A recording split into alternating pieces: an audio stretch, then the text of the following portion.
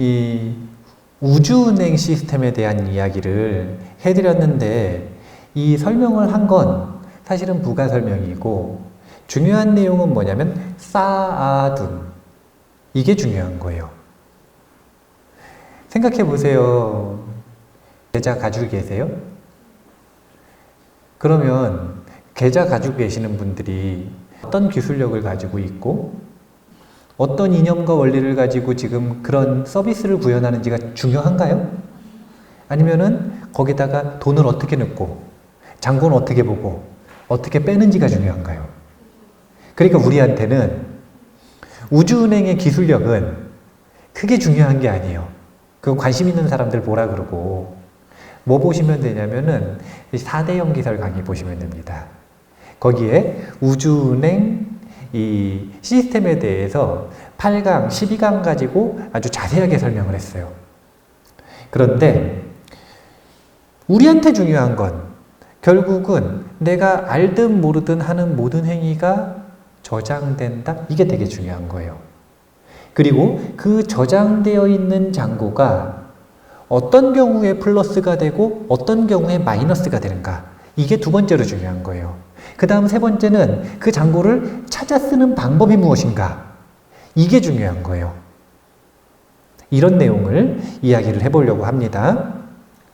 왜 이런 내용을 얘기하게 됐는지 다시 앞으로 가면 오늘 5번째 원칙을 이야기하고 있죠. 지난 과거에 쌓아둔 선업이 있는 것. 쌓아둔, 내가 안 쌓아요. 자동으로 쌓아집니다. 신경 안 쓰셔도 돼요. 뭐만 신경 쓰면 되는 거냐면 중요한 건 선업이 있는가? 이게 중요한 의미를 가지는 거예요. 개개인들에게는. 자, 업을 구분하는 두 가지 기준이 있다. 이렇게 보시면 돼요. 첫 번째는 업은 씨앗이거든요. 그래서 그 모든 씨앗은 열매를 맺습니다. 자, 업은 열매가 어떤 열매가 열리는지를 보고 업의 이름을 정했어요.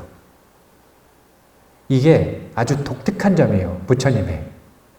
부처님은 선과 악의 기준을 이념적으로 정하지 않으셨어요. 내 말 따르면 선, 내 말 안 따르면 악, 이렇게 얘기 안 하셨어요. 도덕적으로 이거는 선, 도덕적으로 이거는 악, 이렇게 정하는 것도 아니에요. 이건 정의로운 거, 이건 정의롭지 않은 거, 이런 기준이 아니에요. 부처님은 아주 경험적이고 실용적인 분이에요. 어떻게 했냐면 행복한 사람이 있어요. 부처님은 신기한 능력이 하나 있었거든요. 그게 뭐냐면 인과를 보는 능력입니다. 행복한 사람이 있는데 이 사람은 어떤 씨앗을 심어서 이 행복을 누렸는가 보니까 공통의 씨앗들이 있다라는 거예요. 어떤 사람이 고통에 빠져가지고 문제를 해결하고 싶다고 찾아왔어요. 부처님이 또 보셨어요? 어떤 씨앗을 심어서 이렇게 됐는가? 그래서 행복의 열매와 고통의 열매가 열렸을 때 그 씨앗이 무엇인가를 추적해서 행복의 열매를 맺는 건 선업이라고 이름을 붙이셨어요. 그 다음에 고통스러운 열매를 맺는 건 악업이 아니에요. 부처님은 악업이라는 표현을 쓰신 적이 없어요. 선과 악의 대립은 이웃 종교, 서양 문화에 우리가 물든 겁니다. 부처님은 악업이 아니라 불선업이라고 얘기하셨어요. 불선업. 그래서 행복을 낳는 씨앗은 선업, 고통을 낳는 씨앗은 불선업. 자, 행복과 고통이 부처님한테 왜 중요하셨을까요? 이유도 이것도 되게 단순해요. 부처님이 뭐 진리를 찾고 싶고 그런 게 아니에요. 논문 쓰고 싶고 이런 게 아니에요. 그런 게 아니라 자꾸 사람들이 와서 물어봐. 제가 고통스러운데 어떻게 하면 고통에서 벗어납니까? 제가 행복한데 어떻게 더 많이 행복할 수 있습니까? 어떻게 이 행복을 유지할 수 있습니까? 사람들이 자꾸 요구를 하니까 그 요구에 대한 답변을 하신 내용이 정리돼서 교리로 만들어진 겁니다. 그러니까 부처님이 행복과 고통을 자꾸 자주 강조하시는 건 그걸 그만큼 사람들이 많이 물었다는 거예요. 사람들이 궁금했습니다. 어떻게 하면 고통에서 벗어나 행복해질 수 있는지.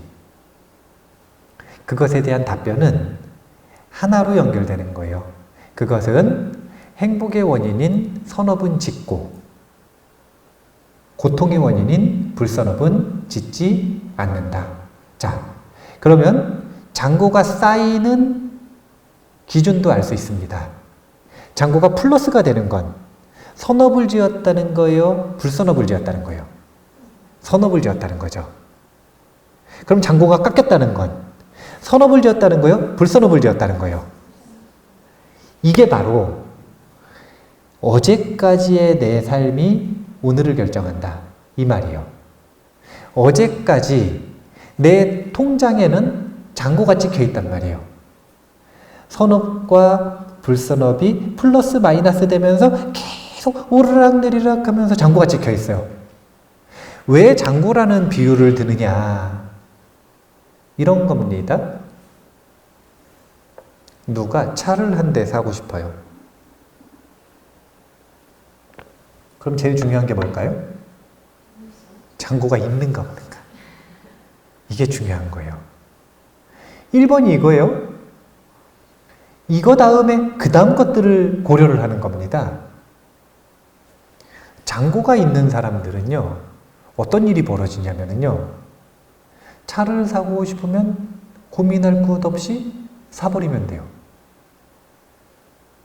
아니, 단순해요. 누구한테 돈을 빌릴까, 어떻게 돈을 벌까, 이런 걱정을 할 필요가 있나요, 없나요? 없어요. 일시불로 사버리면 돼요. 문제될 게 아무것도 없죠. 이게 우주은행으로 가면 어떤 일이 벌어지는가? 선업에 잔고가 많은 사람들은 이런 생각을 합니다. 아, 내가 올해는 이런 걸 하고 싶다. 그럼 어떻게 되냐면 이런 게 돼요. 아, 나는 이런 사람을 만나고 싶다. 그 사람이 와요. 아, 나는 이런 경험을 하고 싶다. 그 경험을 해요. 왜 그럴까요? 잔고가 많으니까. 사람들이 자본주의 사회에서 왜 부자가 되고 싶어 해요? 잔고가 많으니까. 맞아요. 그러니까 잔고가 많으면 그걸 부자라고 하는데 왜 부자가 되고 싶은가? 하고 싶은 것이 있을 때 장애 없이 할 수 있는 여유가 생기기 때문에 그러는 거예요. 다른 게 없어요. 그래서 진짜 부자는 우리 보면은 총 자산이 많은 사람을 진짜 부자라 그래요. 아니면 유동 자산이 많은 사람을 진짜 부자라 그래요. 유동 자산, 자기가 쓸 수 있는 돈이 많은 사람을 부자라고 하는 거예요. 묶여가지고 못 쓰는 돈만 많은 사람은 부자가 아니에요. 마찬가지로 우리가 행복한 사람, 성공하는 사람, 지혜로운 사람, 운 좋은 사람이 된다라고 하는 건 다른 게 아니라 이 우주은행의 개인 통장에 쌓아둔 선업이 많은가 적은가, 이것을 가지고 결정하는 것이다. 자, 다시 앞의 원칙들로 가볼게요. 이런 의문으로 시작했습니다. 어리석은 사람을 피해서 뭐가 변하는가? 존경할 만한 일을 존경해서 뭐가 변하는 건가? 법을 배울 수 있는 가까운 곳에 살면 뭐가 변하는 건가? 첫 번째, 업력이 변한다 그랬습니다. 어리석은 사람들이랑 같이 하면 어떤 업에 물들까요? 어리석은 사람에 물들죠. 부모님들이 절대로 자녀들한테 하면 안 되는 말이 있어요. 쟤는 누구를 닮아서 저래. 누구를 닮았을까요? 자기 얼굴에 침 뱉깁니다. 네, 침을 뱉을 이유가 없죠. 오랫동안 가까이 하는 사람, 관계 맺고 있는 사람에게 물드는 것이 바로 업력이에요. 우리 두뇌 구조가 그래요? 우리의 두뇌는 자주 보고 강한 자극을 받는 존재를 복사하도록 되어 있어요. 흉내내도록 되어 있어요. 우리의 두뇌에만 그런 게 아니라 온몸에 퍼져 있는 세포에도 그 중에 거울세포라고 하는 게 있대요. 이 거울세포는 뭐냐면 앞에 있는 존재를 복사하는 거예요. 흉내내는 거. 그가 느끼는 걸 그대로 느끼는 거. 물질적으로 볼 때 그렇고요. 비물질적으로 볼 때도 그가 느끼고 있는 감정이나 기분이나 이런 부분에 우리는 뭐 하도록 되어 있냐면 공명하도록 되어 있어요. 주파수를 맞춘다고 하죠. 업력이 변화하게 되어 있어요. 어리석은 사람을 절대로 피해야 되는 이유는 안 피하면 내가 어리석어져요. 지혜로운 사람과 무조건 가까이 해야 되는 이유는 가까이 하면 내가 가까워진 만큼 업력이 물들어서 지혜로워지는 거예요. 변하는 건 첫 번째가 업력, 그 다음 두 번째가 제가 이야기한 게 가치관입니다. 이 가치관에 대한 이야기를 해볼게요. 오늘 은행과 통장에 대한 이야기를 했잖아요. 은행과 통장은 만들어진 지 얼마 안 됐습니다. 예전에는 그냥 전당포 같은 동네에서 그냥 신용거래할 때 금 맡겨놓고 거기에 대해서 전표 가지고 와가지고 이거 가지고 하고 이런 정도의 시스템이었어요. 지금처럼 큰 지역을 아우르는 이런 은행 시스템이 만들어진 건 얼마 안 돼요. 최근의 일이에요. 우리는 너무 당연하게 예전부터 은행이 있었을 거라고 생각하지만 그럼 이 은행과 통장, 이 은행 시스템의 개념은 자본주의가 만든 거잖아요. 자본주의의 가치관이 좋아 보이나요? 안 좋아 보이나요? 그건 이제 성향 따라 틀린 거지. 그쵸? 네. 그런데 이건 말할 수 있어요. 뭘 말할 수 있냐면 수준은 낮아요. 의식의 수준이 낮아요. 왜 그런가에 대한 이야기를 해볼게요. 지혜로운 사람들은 자본주의적인 관점을 가지고 있지 않습니다. 자본주의라고 하는 게 무슨 뜻이냐? 돈이 근본이 된다는 뜻이에요. 그게 자본이에요. 돈이 근본이 된다는 건 가치관이 돈이 우선이라는 거예요? 사람이 우선이라는 거예요? 돈이 우선이라는 거죠. 선업이 우선이라는 거예요? 돈이 우선이라는 거예요? 돈이 우선이라는 거죠. 그래서 이익이 될 수 있으면 거짓말이라도 해라. 이렇게 말하지 않습니까? 돈에 목숨 건 사람들은 범죄도 하잖아요. 이게 자본주의적 세계관이에요. 의식 수준이 낮은 이유를 이야기를 해보려고 그래요. 왜 이 얘기를 하고 싶은가? 사실은 그 자본, 돈이라고 하는 건 씨앗에 해당될까요? 아니면 열매에 해당될까요? 자, 오늘 우주은행 이야기를 했잖아요. 누구는 저 사람은 사업 수단도 별로 없는 것 같고 감각도 없는 것 같고 그렇게 부지런한 것 같지도 않고 그렇게 연구를 많이 한 것 같지도 않은데 뭘 했다만 하기만 하면은 돈을 벌어.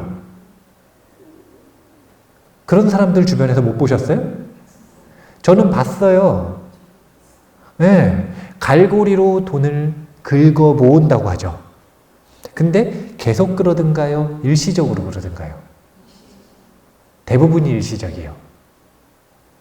근데 그 운이 작동해서 운이 좋아진 이것은 결과물이란 말이에요. 이건 뭐 주고 산 거냐면 선업이라고 하는 잔고를 주고 산 거예요. 그런데 자기가 돈이 차 한 대 살 돈밖에 없어. 그러면 차 한 대 살 때는 쉽게 사죠. 두 번째 차를 또 사고 싶어요. 그때는 쉬워요, 어려워요? 어렵죠. 자, 봐보세요. 원하는 대로 사업이 돼요. 원하는 대로 관계가 돼요. 원하는 대로 일이 잘 성취가 돼요. 언제까지? 잔고가 남아있을 때까지. 이 얘기는 무슨 얘기냐면 잔고가 씨앗이고 그걸 가지고 산 돈은 열매라는 뜻이에요. 그런데 자본주의는 무엇을 조장하는가? 씨앗을 심지 않고 열매만 바라보도록 조장을 해요. 이래서 수준이 낮은 거예요. 좋다 나쁘다는 가치 판단이잖아요. 그거는 자기가 어떤 가치관을 가지고 있느냐에 따라 자본주의적 세계관을 가지고 있는 사람한테는 자본주의가 최고 좋은 거예요. 그런데 그것이 전반적으로 평균적으로 수준이 높은가 낮은가는 이야기를 할 수가 있어요. 어떤 기준으로 얘기를 하는 거냐면 열매에 집중하는가 씨앗에 집중하는가, 원인을 심는 데 집중하는가 아니면 열매를 쟁취하기 위해 경쟁하는 데 집중하는가.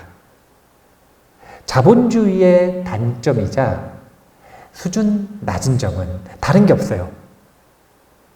열매만 욕심을 부린다. 그러면 그 열매가 아니라 씨앗에 집중하는 사람들이 있겠죠. 이런 사람들을 지혜로운 사람이라고 하는 거예요. 자본주의 사회에서도 이런 사람을 현자라고 합니다. 부자가 된 사람들이 있어요. 그리고 그 부를 유지하고 있는 사람들이 있어요. 부자가 되는 게 중요한 게 아니에요. 부자가 되는 건 어떻게 하면 되냐면 잔고가 있던 사람들은 부자가 쉽게 돼요. 그런데 어려운 건 뭐가 어려운 거냐면 그 부를 유지하는 사람들은 쉽지 않은 거예요. 이건 어려운 거예요. 그래서 부자들 사이에서도 이번 세대에 갑자기 부자가 된 부자들을 무슨 부자라 그래요? 벼락부자라 그러죠. 벼락부자는 아직까지 인정을 못 받습니다. 시간의 시련을 견뎌야 돼요.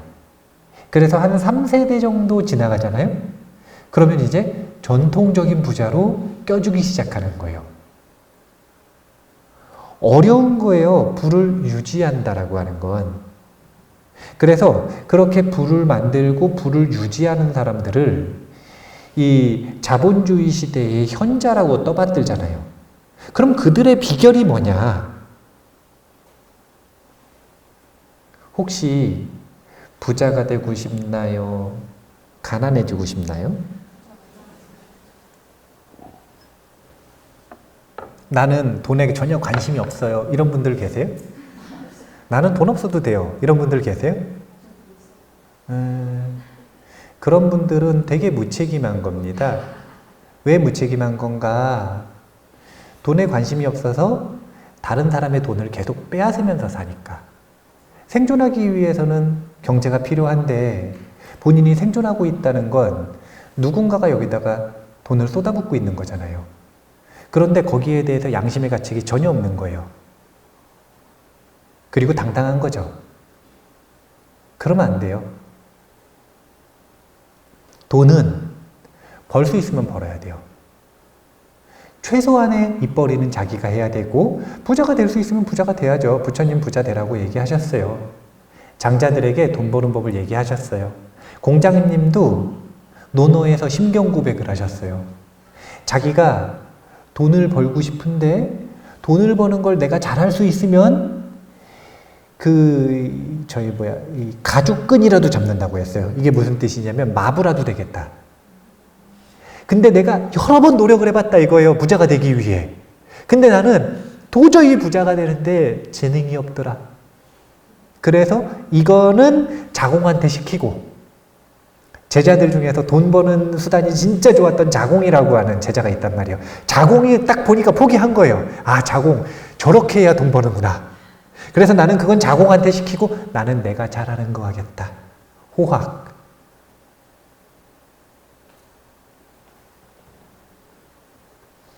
월가의 현자들이라고 불리는 자본주의의 현자들조차 사실은 뭘 보냐면 돈을 버는 태도, 돈을 버는 습관, 돈을 버는 마음가짐, 이 전부가 다 뭐라고 하는 거냐면 사실은 선업이라고 하는 거예요.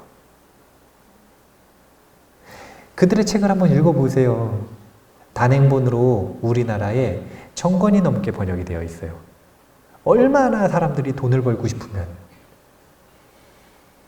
돈 잘 벌고 돈 잘 유지하는 부자들의 책을 1000권이 넘게 번역을 했어요. 그 책 중에 많이도 필요 없고요. 딱 30권만 읽어보세요. 그럼 공통원리가 나오거든요. 그 공통원리는 다른 게 없어요. 마음을 선하고 정직하고 부지런하고 친절하고, 이런 우리가 아주 보편적이고 상식적으로 생각하는 그 도덕률들 있잖아요. 그렇게 마음을 길들이는 거예요. 행동을 그렇게 바꾸는 거예요. 이게 뭐냐면 사실 부처님 당시에는 지혜로운 이들, 부처님을 비롯한 여러 영적 스승들 공통으로 하던 말, 덕을 쌓아라 라고 하는 덕본주의의 세계관이에요. 자본을 중시할 것인가, 그 자본을 만드는 씨앗인, 잔고, 선업, 이 선업을 공덕과 복덕이라고 하기 때문에 이 덕을 중요시 여길 것인가. 나무는 지금까지 심어진 그루스가 정해져 있어요. 그 속에서 열매를 쌓기 위해 아기처럼 다툴 것인가? 아니면 저기 공터가 가지고 그냥 씨앗을 계속 심을 것인가? 씨앗을 심는 것을 즐기는 사람이 있습니다. 열매를 빼앗고 가지려는 것을 즐기는 사람들이 있어요. 과연 누구의 미래가 밝은가? 누가 수준이 높은 것인가? 그래서 부처님은 금강경의 가르침을 통해 항상 강조하신 것이 열매를 쫓지 말고 씨앗을 심는 것을 즐거워해야 한다 라고 이야기를 하셨어요. 오늘 5번째 원칙입니다. 지난 과거에 쌓아둔 선업이 있는 것. 저는 과거에 잘 못 살았는데요. 그럼 말이 어떻게 되는 거냐면 내일 되면 오늘이 어차피 과거잖아요. 그럼 오늘부터라도 쌓아야지. 그래서 중요한 건 선업이 있는 것. 오늘 은행 시스템 비유로 이야기를 정리하면 잔고가 있어야 된다는 것. 나중에 통장 잔고 한번 까볼까요? 마이너스 통장으로 살아가는 건 무책임한 겁니다. 마이너스 통장으로 살아가면서도 끊임없이 난 이것도 원하고 저것도 원하고 이것도 되면 좋겠고 저것도 되면 좋겠고 이것도 가지고 싶고 저것도 가지고 싶고 이러면 삶의 질이 좋을 수가 없어요. 주변 사람들에게 피해를 끼칠 수밖에 없습니다. 행운을 기다리기만 하는 것. 사람들 행운 싫어하는 사람 없죠. 근데 행운을 대상으로 해서 취하는 행동은 딱 하나밖에 없어요. 희망하고 기다리는 거. 사실은 수준이 낮은 행동이죠. 부처님의 행운 수업은 그렇게 이 낮은 수준의 이야기를 하지 않습니다. 뭐라고 얘기하시냐면 행운의 원인인 덕을 심고 그 다음에 그 덕이 잘 열리는지 보고 열렸다면 잡고. 그래서 자군법 3단계를 얘기하는 거죠. 38가지 체크리스트에 이 행복경에 있는 지침들을 가지고 덕을 심고, 이 38가지에는 그 행운을 보는 방법도 포함이 되어 있어요. 보고, 그리고 의도를 가지고 그것을 기회를 잡아서 내 삶을 바꾸는 것. 심고, 보고, 잡는 것. 이것이 부처님 행운 수업의 3단계 원리다. 그냥 기다리기만 하면 안 돼요. 그거 안 좋아요. 아무리 기다려도 안 열려요. 기다리기만 했는데 열리는 사람이 있던데요? 그 사람 원래 장구가 있던 사람이에요. 착각하시면 안 돼요. 그러니까 저는 이제 조금만 과학이 더 발전이 되면, 우리가 예전에 그런 상상했습니까? 여기다가 2채널짜리 뇌파 측정기 딱 끼면은 자기의 마음을 들키는 이런 일들 예전에 상상도 못했던 일이잖아요. 그냥 SF 영화에서나 나오던 일들이죠. 그러면은 이제 조금 있으면 어떤 일이 벌어지냐면은 레이저로 저 사람 딱 하면은 옆에 장구가 나오는, 선업 장구가 딱 나오는 그런 일들이 나올까요? 안 나올까요? 이제 좀 있으면은 기술력이 발전하면 나올 수 있어요. 이유는 다른 게 없어요. 우주은행의 기술력이라고 하는 것이 지금 양자물리학에서 생각보다 많이 그 기술력, 원리를 밝히고 그 다음에 응용 기술들을 만들고 있어요. 이런 기술들이 언제 대중화될지 알 수 없어요. 한 100년 지나면 그 사람 딱 이렇게 이제는 여기다가 뇌파 측정기 센서 여기다 붙일 필요도 없어요. 조금 있으면 레이저로 그 사람 뇌파 측정하는 법 나오거든요. 이게 지금 현재 세계를 선도하는 기술들이에요. 그러면 그 기술 그대로 가지고 와가지고 그 사람이 가지고 있는 정말 자본주의 시대의 그 경제 자본들을 검색하는 건 어려운 일도 아니고, 그거 말고 그 사람이 가지고 있는 선업과 악업의 잔고, 이거 바로 옆에 딱 찍히는, 이 사람 어떤 사람인지, 몇 점짜리인지. 그러면 이제 더 좋을 것 같아요, 제가 보기엔. 왜냐하면 장고를 안 찍어보니까 급한 마음이 없는 거거든요. 장고를 찍어봐서 장고가 이만큼 있었는데 이렇게 줄었네? 그럼 마음이 급해져야죠. 나는 장고가 좀 있는 줄 알았는데, 나는 공덕이 좀 있고 행운이 좀 있는 사람인 줄 알았는데 보니까 마이너스네? 왜 마이너스인지도 그 거래 내역이 다 나왔어요. 뭐 했었고 뭐 했었고 뭐 했었고 이런 게 다 있으면 아마 조금 더 간절해질 것 같아요. 아마도 몰라서 용감한 것 같아요. 사람들이. 행운을 무작정 기다리기만 하지 말자. 행운은 열매이기 때문에 그 행운의 확률을 높이는 몸과 마음의 습관들을 꼭 들여야 돼요. 38가지 습관. 이런 것들은 목숨 걸고 지키는 겁니다. 목숨 걸고 자신의 삶 속에다가 그 습관을 심어 넣기 위해 노력을 해야 돼요. 다른 거 없어요. 삶을 바꾸는 방법은. 그렇게 바꾸는 겁니다. 심었으면 이제 무관심하면 안 돼요. 물도 주고 관찰도 하면서 자기의 주변에 꽃피는 이 행운들을 볼 줄 알아야 돼요. 그리고 그것도 내버려 두면 안 돼요. 열매가 맺었을 때 그것을 걷어줄 줄 알아야 돼요. 행운을 심고 보고 잡는, 이것이 덕본주의의 세계관에서 행운과 함께하는 삶을 만들어가는 법이라고 생각을 하시면 됩니다. 그 모든 것들의 기준이 되는 것들이 38가지 체크리스트다. 매일매일 38가지 체크리스트 벽에다가 좀 붙이세요. 벽에다가 예쁜 그림 같은 것들 이제 붙여놓는 것도 좋죠. 예. 좋아요. 그걸 안 좋다고 하는 건 아니에요. 근데 그런 작품 하나 걸려 그러면 돈이 좀 들죠. 액자도 좀 이쁜 걸로 해야 되고, 그 정도 돈을 들여서 38가지 체크리스트를 예쁜 액자에다가 그 서예 잘하는 선생님한테 좀 부탁을 해가지고 아니면 캘리그래피 잘하는 선생님한테 부탁을 해서 작품으로 좀 만들어 달라 그러세요. 그래가지고 한쪽 벽에다 쫙 붙여 놓는 거예요. 이 얼마나 멋있습니까?